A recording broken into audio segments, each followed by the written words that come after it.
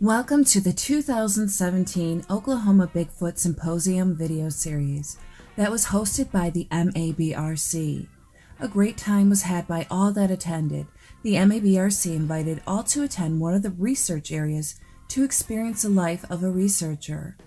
All the speakers gave an excellent presentation, starting with Henry Edge, Carrie Martin, and Debbie Jones from the all-female research group Sisters of the Moon. Robert Swain, director of the Arkansas Primate Evidence Society, better known as APES, spoke on the breakdown of statistics with citing reports from Arkansas and his soon-to-be-released book. Noted cryptozoology author and filmmaker Lyle Blackburn spoke on the history of the folk Arkansas and sightings from the past to the present. Jim Whitehead of the MABRC State Director for Oklahoma gave an excellent presentation on the history of primates titled Planet of the Apes. Mark Sawdust Newbill, the MABRC State Director for Tennessee and founder of Beast, gave an in-depth look at the research being done at Land Between the Lakes. Bernie Wall talked about what we look for in the woods, and Randy Savage, the MABRC State Director for Missouri, broke down some captured audio from the Memorial Expedition. We hope you enjoy this video series and hope to see you at the next 2018 Symposium. Without further ado, I'm going to introduce Henry Edge, Carrie Martin, and Debbie Jones, Sisters of the Moon. Let's give them a big hand. And Patty. Don't forget Patty. And Patty.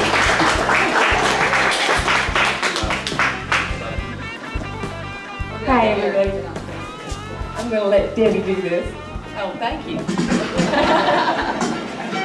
Well, Carrie put together this slideshow just because we do feel like sisters. We've known each other for going on 2 years now. We met at an expedition almost 2 years ago and just hit it off. We've got two other members. They couldn't be here today. One lives in Georgia and one's on her way moving to Ohio. But we're all very like-minded.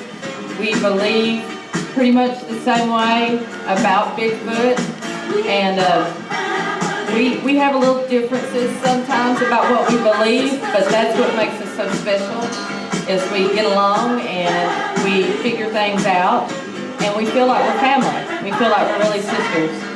And so anyway, this is just a few of our excursions. We call them escapades, but that's a couple of our other team members that showed. There's 5 of us total. We are family. I got all my sisters with me. We are family. Get up, everybody, and sing.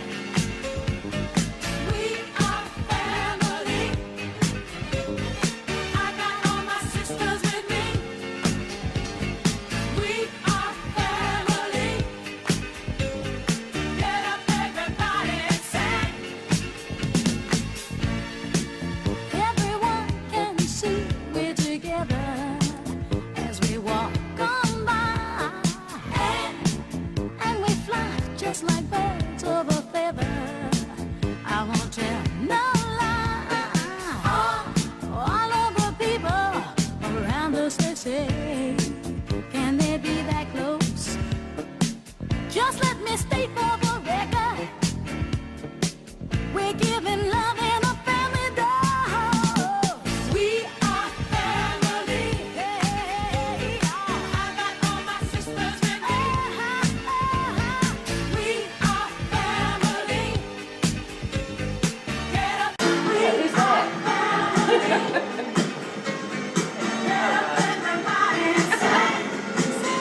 She made the video, and we did not have prior approval to some of the pictures there. So we're going to have a discussion after the show. We got a tree peeker.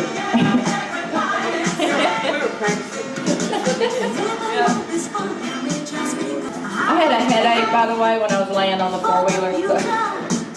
Everybody sing, sing it to me. We are family. I got all my sisters with me. Blonde-haired boy's my grandson. was saying the little blonde-headed boy is her grandson. We call him Buttons. We call him Bait, is what we call him. Bait.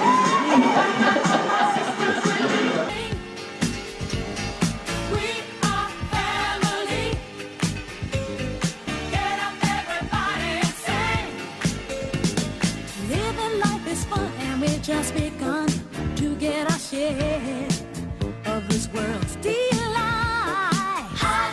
High hopes we had for the future and our goals in sight. We know we don't get depressed. Here's what we call our golden rule. Have faith in you and the things you do.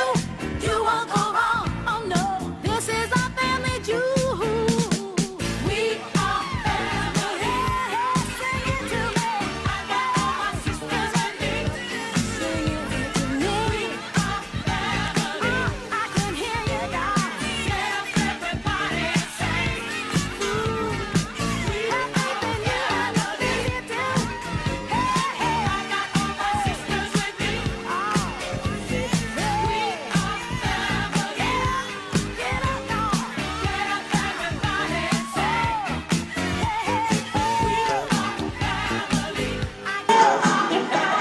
And truly, Buttons talks constantly. And so, non-stop. And so he calls her Mimi. Mimi, Mimi, can we go Bigfooting? Can I go on the four-wheeler? Mimi, Mimi. But he has come in very handy sometimes. You're going camping without me? Anyway, I'm Debbie Jones. I'm from Longview, Texas. I'm currently in Shreveport, moving back to Longview soon. I believed in Bigfoot as long as I can remember. I don't know how many of y'all have the little brochures that have our bios in them, but I grew up in Malta, Texas, and that's about 40 miles from Fouke, Arkansas. I had tons of cousins that lived there, and so I grew up playing in the woods of Fouke, Arkansas. We had heard about the Fouke monster, but my mama always said, "Oh, honey, that's not true." And then the legend of Augie Creek came out, and we went to see it. And then she really had to tell us, "Honey, it's just a movie." But a few years later, my dad and I were on the front porch hanging Christmas lights. I was 14, and we heard just this sound that I'd never heard before. My daddy had never heard it before.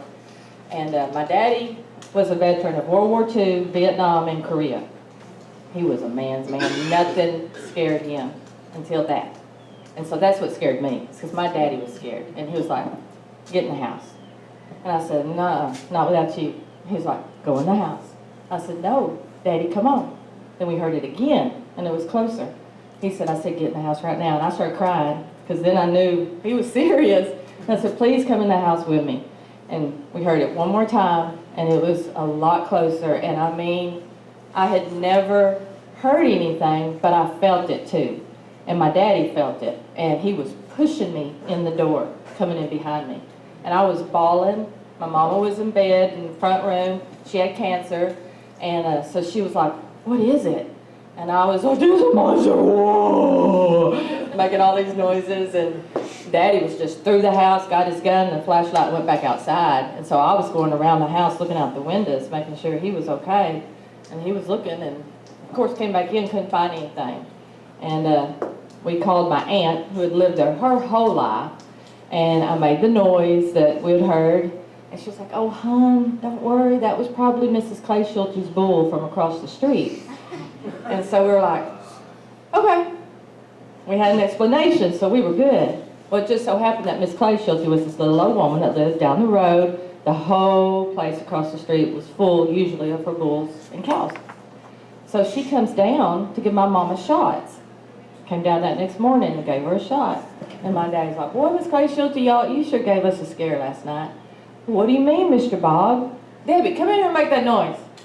So I go in there, and I'm roaring and moaning and growling, and she's rocking, and she's like, "Oh, Mr. Bob, I wish you hadn't have told me that." And he said, "Well, we just figured it was, you know, one of your bulls over there." "No, all of my animals are up in decab right now." And she said, "As a matter of fact, something's been killing my chickens." But we still didn't really put two and two together. And then years later, I was grown, I was married, just gotten a computer. You know, technology came to Malta, Texas, and got on the internet, and I was going through Bigfoot sounds one day and heard what we had heard.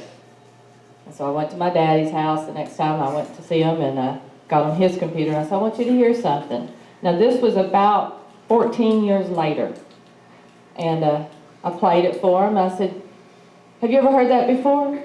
He said, you know good and well I have. And I said, well, what is it? He goes, I know what I've always thought it was. I said, well, what do you think it is? He said, tell me what it is. I said, it's a Bigfoot sound. He said, that's what I always thought it was. I said, how come you never said anything to me about it? But that's what basically started my fascination with Bigfoot.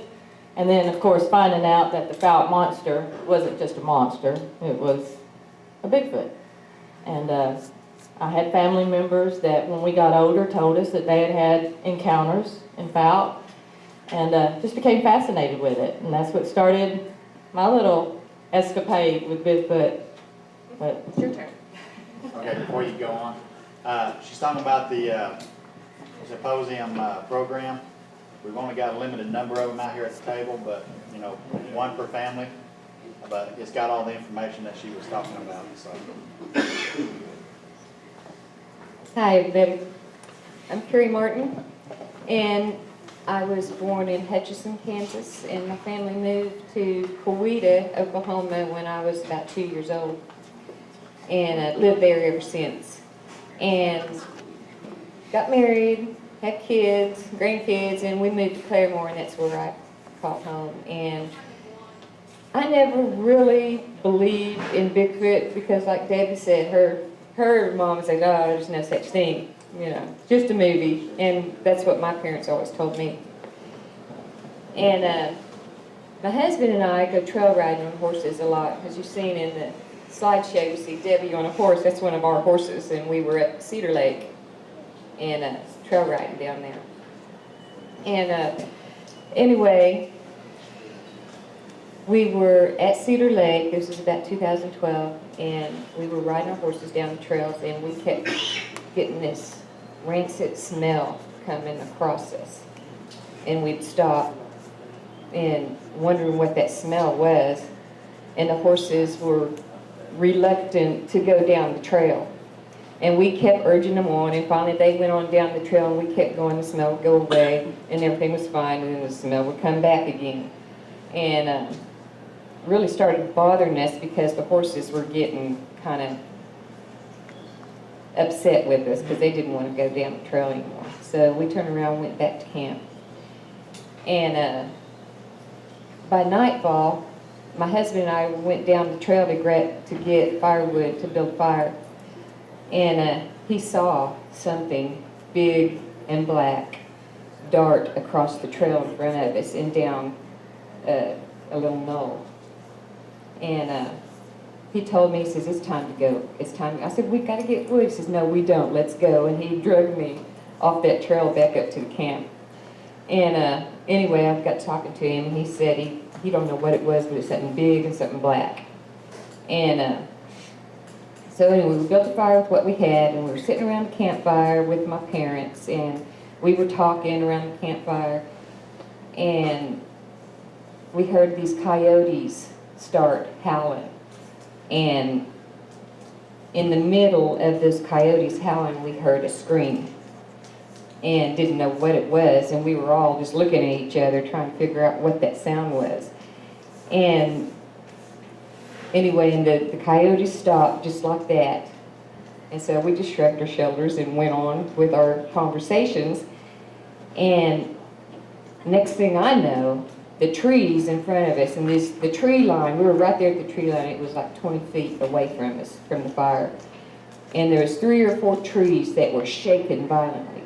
I mean, they were just going all over the place. And we were sitting there in shock. And then the trees stopped. And then we all looked at each other and said, okay, well, it's time to go in. So we all went in the RV and just left them. And so that's when I became a believer that Bigfoot was real. And my parents still tease me. They still don't believe.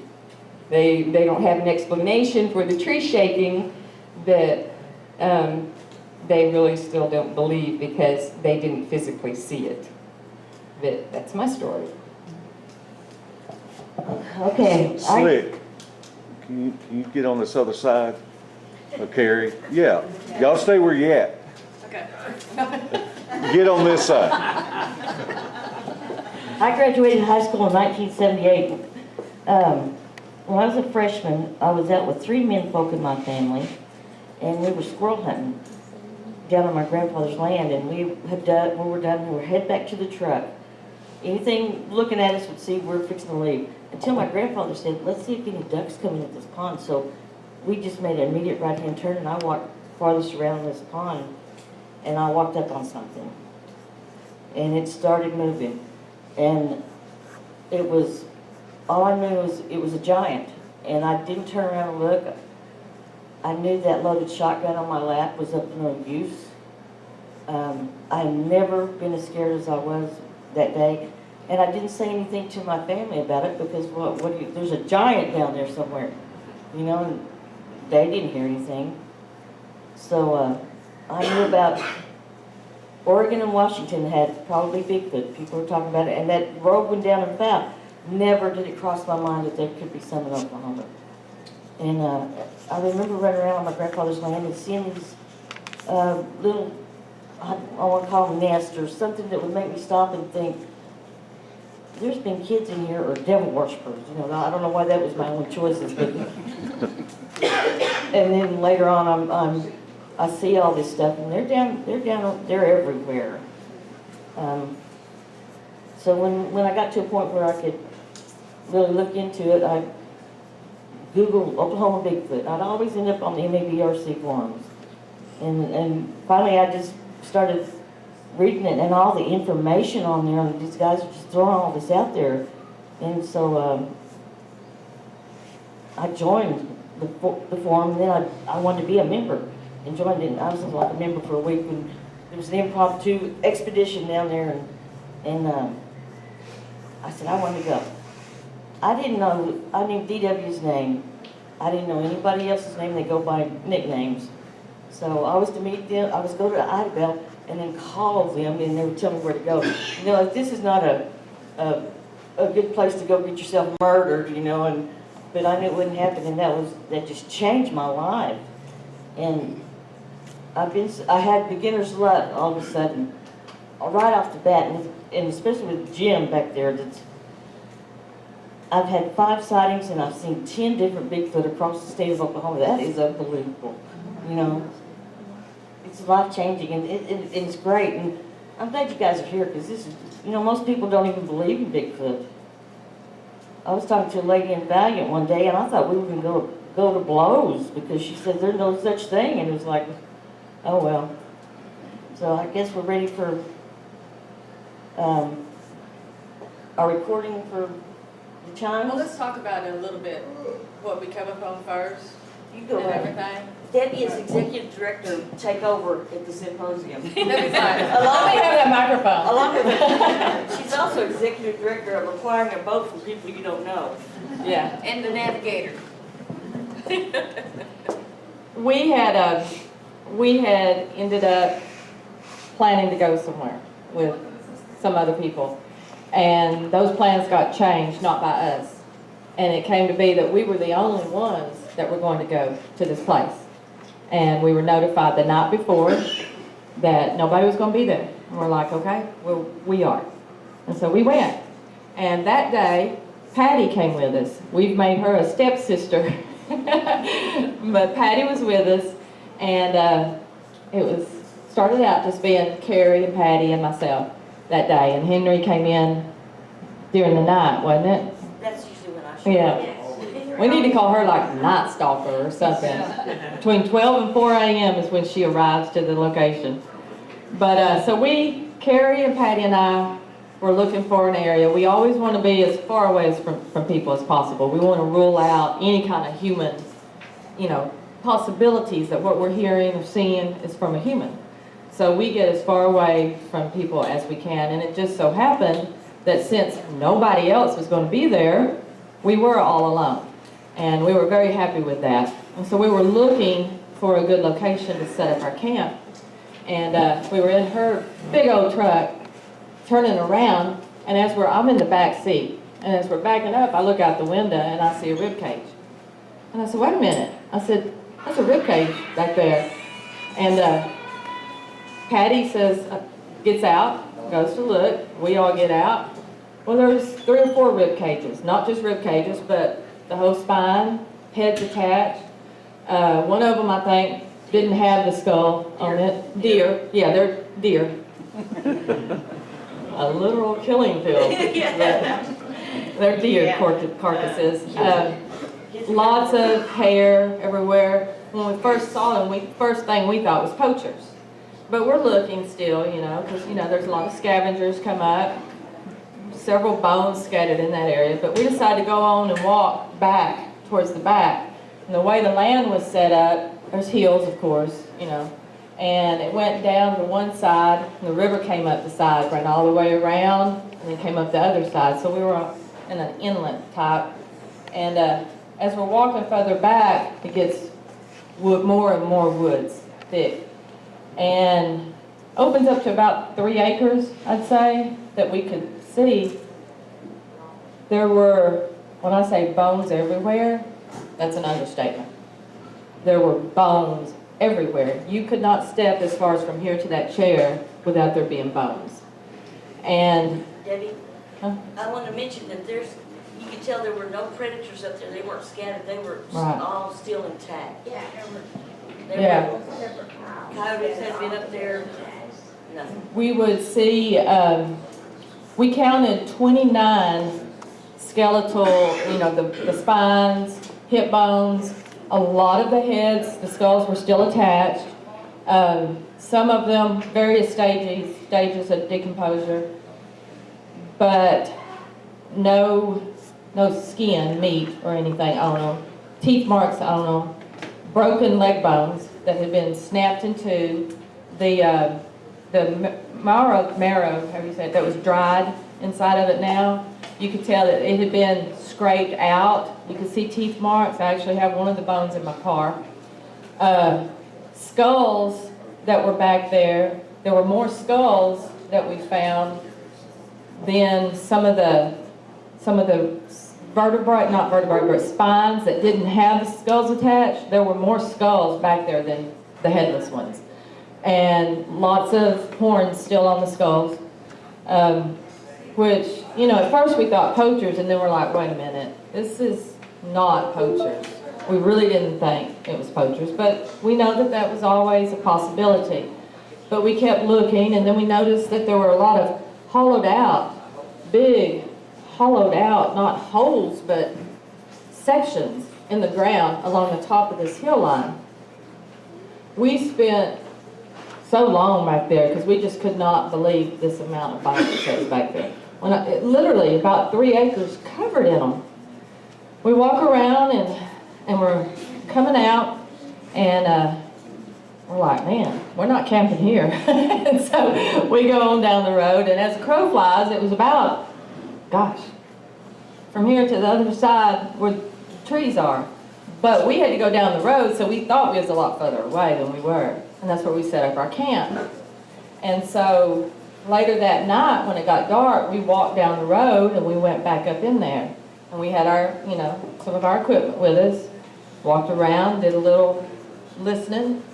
It was just really creepy because we knew all those bones were there. So that night, we were dead tired.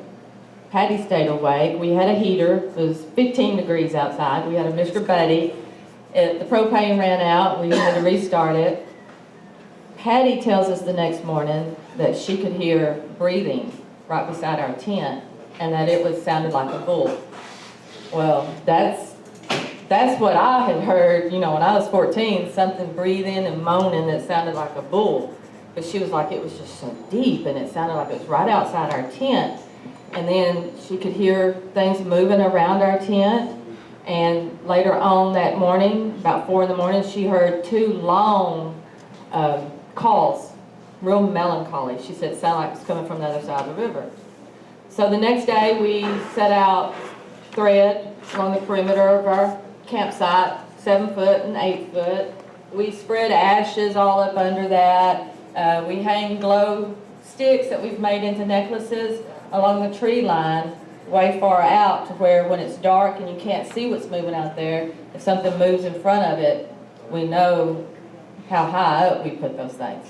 And we put them way out on the tiny little branches where if a raccoon tries to go out there and get it, it's going to fall and not be able to get it. And so, anyway, we had all that set up. We had these chimes that we brought. Patty had brought these chimes. And so, the way our camp was set up, we had a tent, say right here. And Carrie's tent was at an L shape to us. She had brought her big truck and parked it at an angle back behind my tent and hers. She's got a big old chrome fender on front of it. And then we had a canopy, an easy up, adjoining our 2 tents. And in front of that was the campfire. We had trees scattered around. Other side of the campfire was this big tree that we hung these chimes on. The chimes were hanging about yay high. They were way up there. Now I'm 5'9", and I know I had to stand on tippy toes and try to get up there to put them on the nail. Leaning against that tree was a wood pallet, and we were going to use that for firewood if needed. And so by then Henry's there, and we're sitting around camp. We go out that night, do some more. We go back out and show her the killing field that day. So we've made a second trip out there. We had not named it the killing field at the time. We just had to come up with a nickname. We thought that's a pretty good name. So anyway, we're walking through there talking about the bones and everything. Come back. That night, Patty's dead to the world because she had stayed awake the whole night before. And we're awake and off and on, falling asleep. I hear movement over there by her tent. And you'll hear on the audio, I'm sure, I'll call to her, Carrie, is that you? Scared the crap out of her. But she said, yeah, but there's something moving around outside. And I'm like, yeah. Well, because of that fire that we leave going, we could see stuff moving, you know, into our tents, the shadows. And because it was reflecting on her silver bumper, fender, whatever, it was creating light back behind our tent, so we could see movement back there too. I'm turned sideways. Patty wakes up. I'm facing her, and she's kind of mouthing, something's here. I'm doing like that, because I'm like, movement both ways. We're just using signals. And so I decide, because we do hear so much out there, that I'm going to stand up. I had left the flaps on my tent down so I could look out. So I stand up. Well, I can't stand up completely, so I'm squatted like this, and I'm looking out. So I look to the right, look to the left, I see her tent, not a bit of wind at all. The flaps on her tent were completely still. Thank goodness, because it was 15 degrees. We didn't need any wind added to that. And so I'm just standing there and I'm looking, kind of spanning the perimeter, and I can see the chimes on that tree. They're hanging perfectly still, like they are now. All of a sudden, those chimes go from hanging perfectly still to straight up. And I mean, they were straight out. Now, when chimes ring, I know you ladies probably know, on big chimes like this, it takes a good amount of wind to get them even tinkling. And then they did. They tinkle, tinkle, tinkle. These things went up and back down with so much force that they should have swung back like that. But they didn't. They stopped. And they go back up again. And they do that like 5 times. Wouldn't you say it's about 5 times? Listening to the... Yeah, they did about 7 or 8. And they'd stop after the 5th time, wait a couple seconds, and then they'd start up again and do it. But they never flew back. They stopped. And I know my eyes had to be this big around. My mouth was dropped because she's like, what is that? And I'm trying to do like this, showing her how the chimes are going. And I couldn't believe what I was seeing, because I couldn't see anything making the chimes move. It was pitch black behind that tree, but something was making those chimes move, because it sure wasn't the wind. And they did it repeatedly in about 5 sets of those 5 little... I'm so glad you're over there. But we didn't even plan this part. Yeah, we didn't plan it. Sound. You couldn't see a hand, of course, doing it. But when they went up and was straight out like that, the chimes didn't fall back down like I would think they should. Yeah, I mean, it was just boom, with so much force. And the sound it was making, I can't do it, but it sounded like boom, boom, boom, boom, boom, boom, because it was stopping and hitting something, like something was back there stopping it. I was dumbfounded. I didn't know what I was seeing, but it was amazing. Henry was in her vehicle. She has a parabolic ear that she sits on top, microphone, has headphones run down, connected to her ears. Were you listening at the time or just recording? Recording and listening. Yeah. She'll fall asleep sometimes with those. Uh-oh. Did I blow it? Oh. She'll fall asleep sometimes with those headphones on. And so she's hearing it on her headphones in her vehicle. She can't see the chimes though, I don't believe. The next morning, I get up and I go straight over to the chimes and I'm looking because I'm like, Carrie came out about that same time. She was like, what in the world was going on with those chimes? And I'm like, Carrie, you should have seen them. And I'm over there doing it and I'm hitting them and I'm trying to hold them and move them. I'm trying everything I can to recreate what I saw and what I heard. And I can't do it. And I still can't do it. And it's been almost a year because this was the end of January of this year that we experienced this. And during the night, of course, we had seen movement, heard some sounds throughout the night, and then those chimes started, and Henry gets up, and she was like, what's up with those chimes? And she's like, I have my headphones on, and so she gets the recording out, and she's playing it, and you could hear it then, the boom, boom, boom, boom, just, it wasn't a little bit of wind noise, and then of course they stopped, and we don't hear chimes anymore for the rest of the night. And so later that day, we go on out to the wood line to get our glow necklaces. We had started with 14, well, there was only 9. 5 of them were missing. We looked everywhere for them, couldn't find them anywhere. Found a few prints out there, cast those. Went back to the killing field, came back, and going to fast forward to 3 weeks later, we come back to the killing field. And it's the 3 of us, and we have Barbara, our other member, that just moved to Ohio. She's there. And we're sitting around the fire. She reaches over there to that pallet, going to pull the pallet apart, rip it apart. And when she moves it to get ready to put it on the wood, 5 glow stick necklaces roll out from behind that pallet. That pallet was leaning against that tree right below those chimes. And we, I went, oh my God. I said, there's those glow stick necklaces. Now, no humans were there, none at all. There's probably 3 houses. If you go back down this long dirt road, it takes us about 30, 40 minutes to get down it because it's such a bad road. But there's probably 3 or 4 houses on further down there going out to the highway. But they were way down there. There was no vehicles coming in or nothing, but just finding those 5 necklaces reappear, which I think they'd probably been there for 3 weeks. And tell them about the trash. And that same night we had chili, and there's a big bucket. I'm just going to say bucket. It's big, almost like a barrel actually. And we put our trash in there, but we try not to put food in there. We don't want anything strewn all over the place. Plus, there's bears out there, and we don't want bears coming into camp, so we lock our food up in our cars. But somebody had put a bowl in it that had just a little bit of chili, beans, not much at all. Well, that bowl had been taken out. Nothing else had been taken out, but that bowl looked like it had been licked, and whatever licked it didn't like the beans because they were spit over to the side. And under the chimes. Under the chimes. They were just kind of back behind the chimes to the side a little bit. But there were some beans over there. But in one of the audios, it sounds like a bean being spit out and hitting something kind of, I don't know, it just makes an odd noise. We just say it sounds like a bean. We don't know if it's a bean.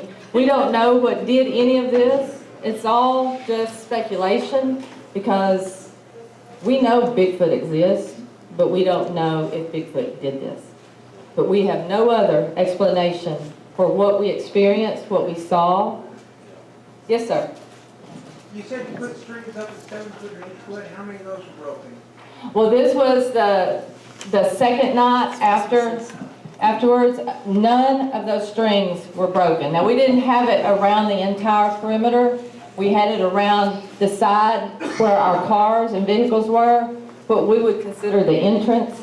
But the whole backside over here, we didn't have any, because we had to have, you know, trees in certain areas and able to do that. But none of those were broken. And one time, I think it was the 3 weeks later, is when we had spread ash and everything all over the ground, trying to see if there was any footprints coming in. Now, when we went back about another 3 weeks later, some of the bones looked like they'd just been they didn't disintegrate, but they were gone. There was maybe half the amount of bones there.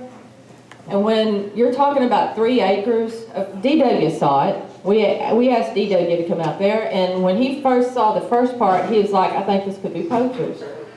And as he got on back to the back, then he was like, well, you know, I don't know. It was very interesting. And then, by that time, we had found a tree, 2 trees that had been bent over, crisscrossed, and we just thought they were very interesting. They had been bent. You could tell there were 2 places on each tree that had been bent. And they formed this arch. And we just jokingly said, well, it looks like a deer blind. I think Henry said, that looks like, I wonder if they get under there and hide. But, I mean, that was just kind of joking. And so we just called it the deer blind. But the whole time we were out there, we were like, where in the world did all these bones go? Because they were gone. They weren't disintegrated. They had not had time for that. They were gone. Now, I don't know any human that would go out there and pick up, you know, that many bones. But there was some left. We were kicking the leaves around, trying to find them. Where are all the bones? We must have said that 20, 30 times. We go over there to that blind, and we're talking about how interesting it is, how they're not broken in 2. They're just bent to be able to bend it. We leave. 2 hours later, DW comes out. We take him out there. He's walking around, finds it very interesting, curious. So before we leave, we're like, hey, come over and look at this tree, how they're bent over and crisscrossed and everything. When I step up, because it's up in this little incline, I look at Carrie and I said, Carrie, right there next to this tree where we were at 2 hours earlier was some bones scattered on the ground that had not been there 2 hours earlier. We have before and after pictures of that. That was another one of those, okay, that's weird. DW said, you know, this would be a really good place to put your recorder. And so I zip tied it underneath one of those cedar trees, left it there. The next morning, Carrie and I go back out there. We showed him. I remember we talked about, look how they're bent, but they're not broken. They're just bent. When we go back the next morning to get the recorder, those trees are broken completely in 2 in those 2 places on each tree. So that's another one of them things that make you go, It was just very, very curious. But anyway, Henry, with her parabolic and recording, did capture some of the chimes and some of our Carrie, is that you? All that good stuff on there. And what we didn't hear is, we believe that she heard whistles on the audio before the chimes, during the chimes. Before the chimes. She heard some I did, but I noises. You go ahead and talk about the audio real quick, because this is her specialty. Oh, it's not my specialty, and you're fixing to hear one. This is an 11-hour recording, and for 5.5 hours there was nothing. And then this is where the first thing you're going to hear is Debbie and Carrie checking out the perimeter of the campsite. And Carrie's a little jumpy at this point. Yeah. Will you start it over, DW? Harry. Oh, shit. What? Are you leaving the bathroom? Yeah. No. Really?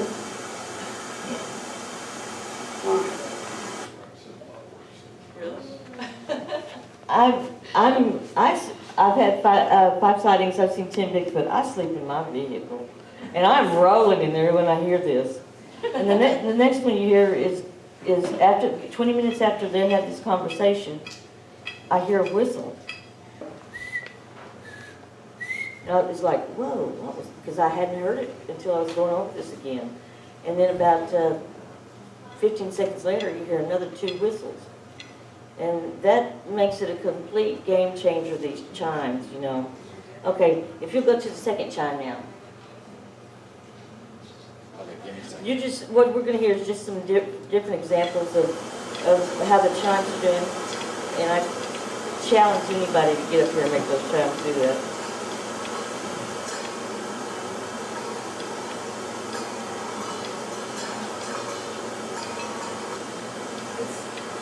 It's so hard to tell from the audio. They were so loud. And now she's sitting way back on the other side of our tents in her vehicle with the ear up on top of it recording it. But I mean, they were so loud that she could hear the chimes in her tent and of course could hear them through the parabolic. But it just doesn't capture, I mean. You can go ahead and start playing the fifth. These are just examples of what we got here. In fifth chime, it's just.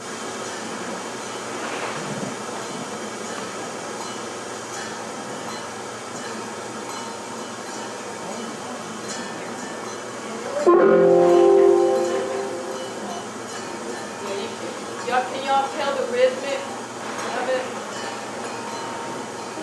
They were not relaxing at all. They were starting to get obnoxious.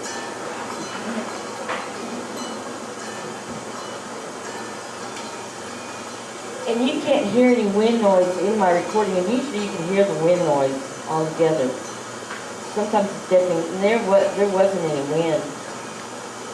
And another thing is after this little, however many minutes this went on, it just stopped. There was no more chimes. And by themselves, it's, the chimes are bizarre, but when you throw those whistles in there, that kind of gave it a whole new thing for me. This is what I'm calling multiple whistles, and it was, the chimes were over 2 hours off and on.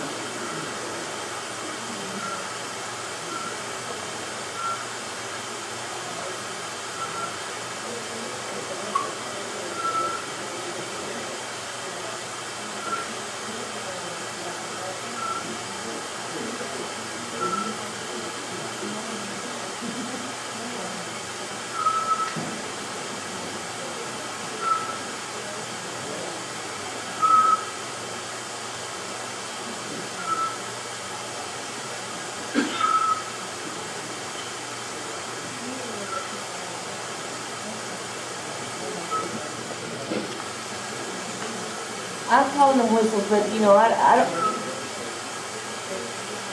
It could be anything, but it sure sounded like whistles.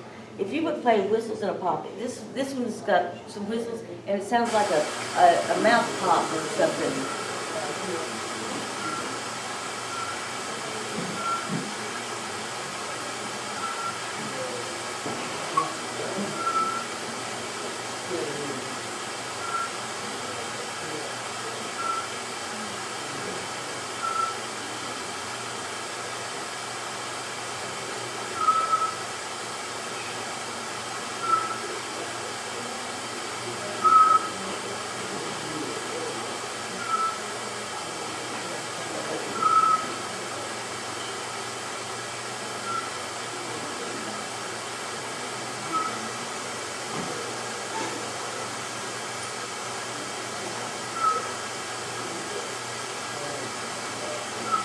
Was that whistles in a pop? Okay. The pop was at the beginning, we missed that. Okay, so this has gone on all night, and it's starting to get obnoxious, so here we are the next morning, and like David was talking about, you're going to hear Debbie's description of what was going on in our conversation about that. If you can just play that Debbie first describes and then that Debbie's second description. And this one that wind chime was going on. That was what was weird though. What the hell was that wind chime doing? It was swinging like this, back and forth. Every single time it went off until the last two times. And I thought, that's weird. I mean, it was really extreme. And I thought, is there something behind the tree playing with it? I did not know she was recording that. I literally saw it start, and it came from the back. It went like that. Was it going side to side or No, to front? back and forth, just Oh, wow. like this. And I mean, it did it every single time up until I went ahead and I just got. And that's not, you know, I know y'all want to, you're out here to see, this is not remarkable stuff, but hang on because we're going to get you some eventually.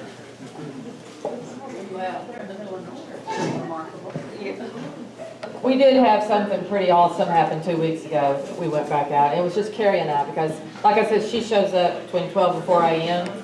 This was the night she got there, about 4. And so we were there by ourselves. And never experienced any night like 2 weeks ago. And we were sitting there in camp, just put our tent up. It got dark, and it was like as soon as it got dark, it all began. We had wood knocks, we had howls, moans. We'd never heard moans before, ever. I hadn't. I don't know if you have, but I know neither one of us had. They were really creepy sounds. And we're sitting there directly from in front of us, loud as can be, plain as day, the most perfect whoop. And then from behind us, another perfect whoop. We're like, we were so excited until they just became obnoxious and kept us up all night long. We went to bed. We heard, we weren't going to go into great detail with this, but that night, as we're in bed, I'm standing up in front of my cot, and it was almost 1 a.m. She was laying down, and I hear out front, and I looked at her, and I said, Henry's here.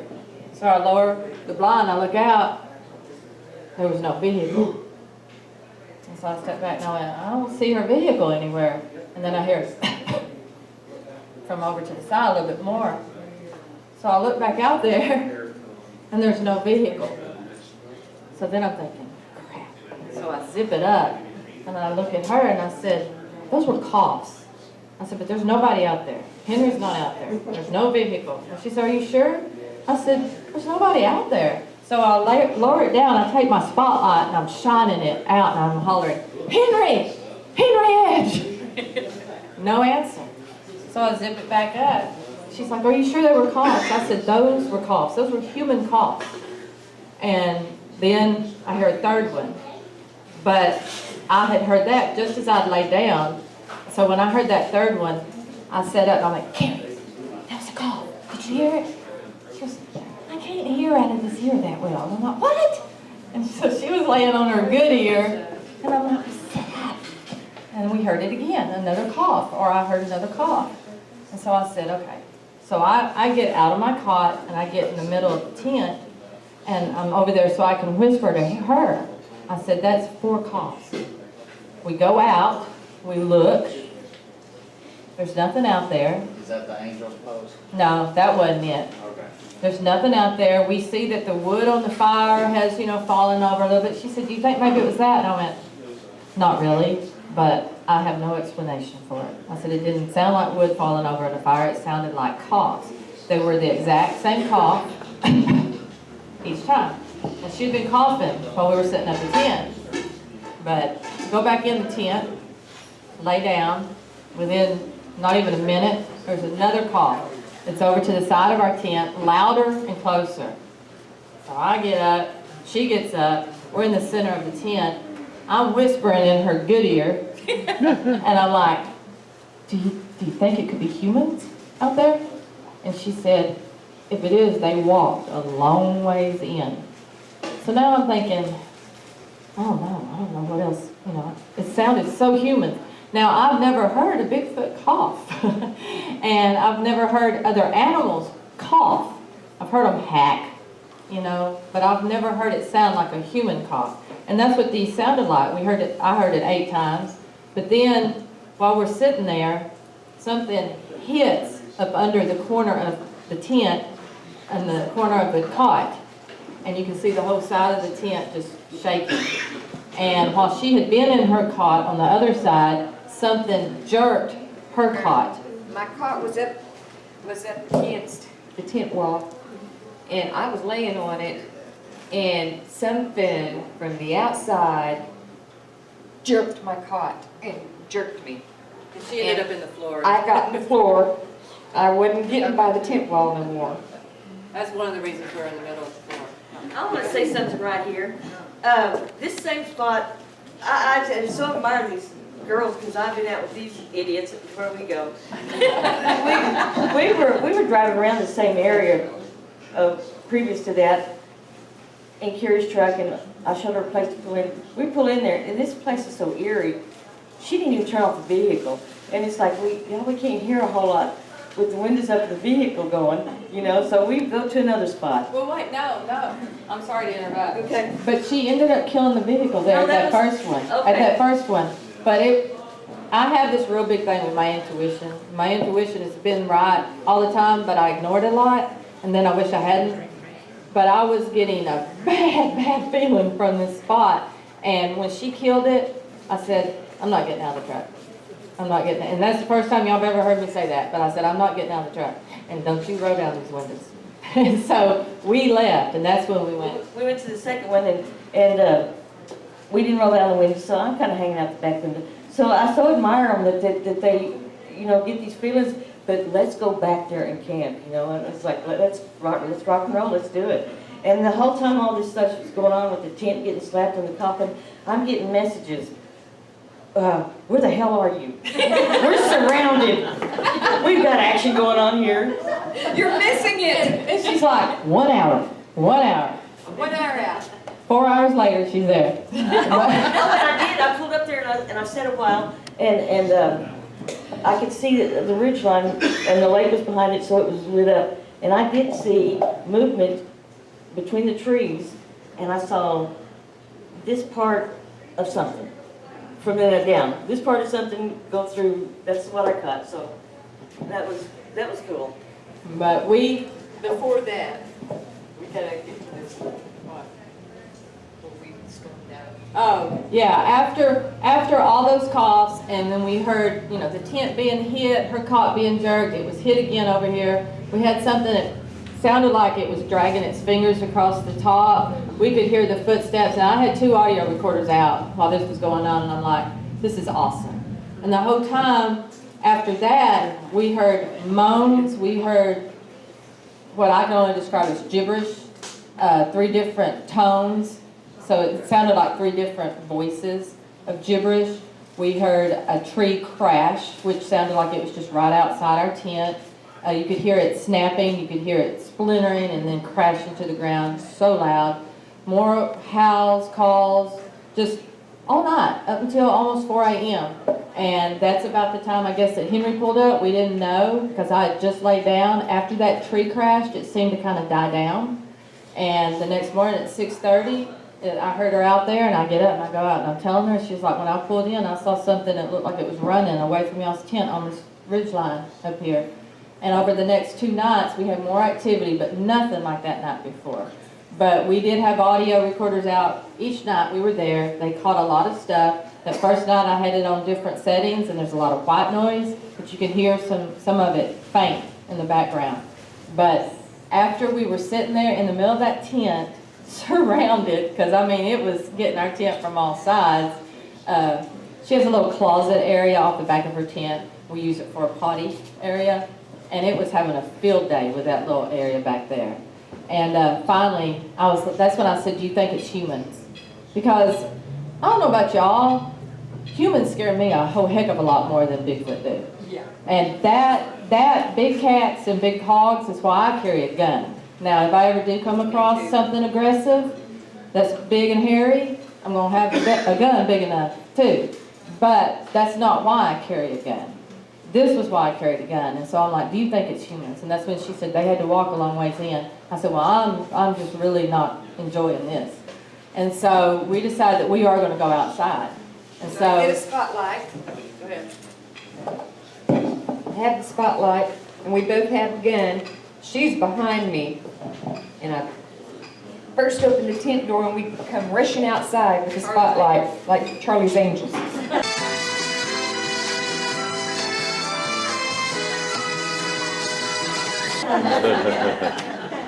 And we're looking around. Nothing. Didn't see nothing. Nothing out there. Nowhere. Nothing at all. But I mean, we walked trying to see what we could see. Didn't see nothing. So we went back in, and it continued. It started up again within probably 5 minutes after we got back in. But anyway, that was 2 weeks ago. And so it was a very eventful night. And like I said, we didn't plan on going into this, but that was just kind of too good of a night not to at least let y'all know. Yes, ma'am. Where was this? This was in southeast Oklahoma. And well, we're about 30 miles west of Broken Bow. Yeah. DW did want us to touch on some of the tribulations maybe that we encountered from being a all-female research team. I just want y'all to know when we started going out together, we just went out camping together because we had hit it off. We were like-minded. We liked that we had somebody that we could go camp with. It didn't bother us that we were all female because we can do whatever we decide to do, you know? And so we started camping and going out together, and Henry decided, you know, hey, I got a good name for our little group that we have here. We were going to keep it private. We have a private Facebook page. We're not out for notoriety or anything. It just so happened that we've been extremely lucky, we feel, in some of the things we have encountered and come across, and people have been interested in it, and we've learned a lot since we've been doing this. But as far as tribulations go, we haven't had any, as you know, like people not wanting to give us the respect of being a researcher and the things we find. We haven't had anybody go, y'all are women, you know, bless y'all's heart. They haven't been like that. They've been really interested in it. We've been fortunate that we don't have those kinds of tribulations. We have had a few tribulations that are pretty funny. Carrie, I guess we'll name off a couple. One of my tribulations is trying to light one of those Coleman lanterns and having it backflash in my face.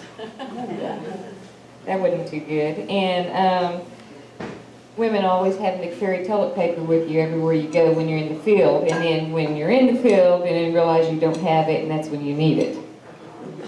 Definitely. And day hiking in 100-degree weather and having a hot flash. That is a tribulation that only women. Yeah, only women can understand that. Unless it's so hot you have your hot flash and it cools you off. Yeah. Or I carry a 5-gallon bucket for a potty. I got a little lid on it, and double duty bags. And forgetting your 5-gallon bucket, and then driving down a back road or a country highway and seeing one on the side of the road. Oh wait, there's a 5-gallon bucket, I need it. And I jump out and grab it. And then almost get run over by oncoming traffic trying to get this bucket.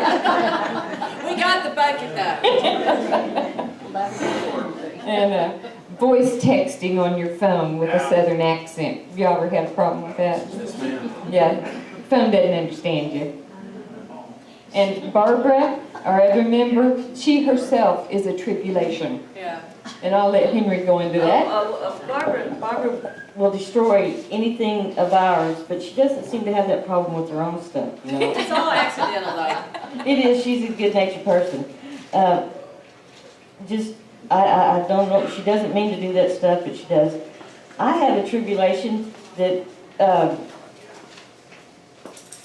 and I love these guys, but they do not do maps or directions. They ain't gonna do it. You drop a pin there, I'll get there, but I'm not gonna do them, and it's taken me this long to figure it out. You know, here I am, just diligently working on a map or pictures to get them there, and Just drop a pin. yeah, they don't do maps or directions and. Oh, Okay. This here, the biggest thing I've come across being an all-female research member is that men especially, well, honey, what are you gonna do with one of them big old Bigfoot just scoop you up and carry you off? Well, the other night when we were in our tent, surrounded by whatever was out there, I had the headline flash in my eyes. That's what's gonna happen if Bigfoot scoops me up and carries me off. But that's a tribulation right there, thinking about that. That's Debbie's face on that, Oh, yeah. That's me. But, yeah, love slave now. what about you go ahead and tell that. Your toothbrush. Okay, well, when you're camping, all you need is a little tube of Benadryl and toothpaste. And just don't get them mixed up, because you're watching them, because you got that not so fresh feeling going on real fast.